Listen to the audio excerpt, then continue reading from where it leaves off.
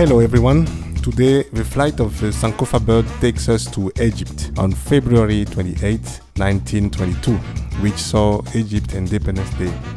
Initially a province of the Ottoman Empire since 1805, then under the British rule for nearly 40 years, including 8 years under protectorate, Egypt becomes a monarchy headed by King Fuad I, with as prime minister the leader of the Egyptian nationalist movement, leader of the Wafd party, Zaghloul Saad. African History Daily by my daddy.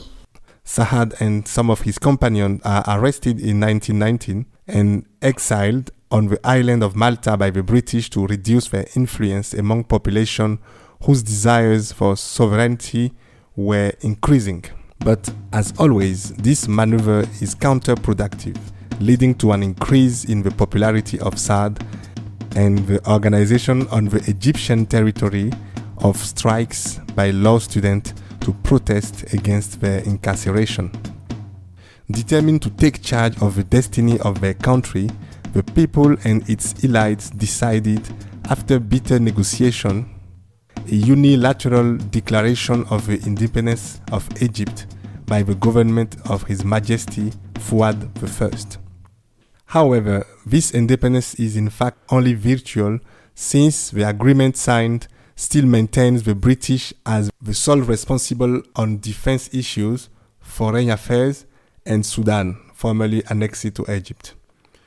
But more importantly, the British retain most of the control over the Suez Canal, which was very important from a commercial and strategic point of view.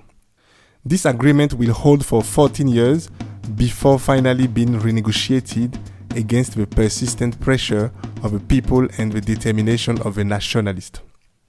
So on the 26th of August 1936, when the Anglo-Egyptian Treaty was signed for an agreed term of 20 years, King Fuad from his palace in Zafarana was satisfied with this agreement, which included the withdrawal of all British troops except some which were posted along the Suez Canal, as well as the formation of the Egyptian army by British troops.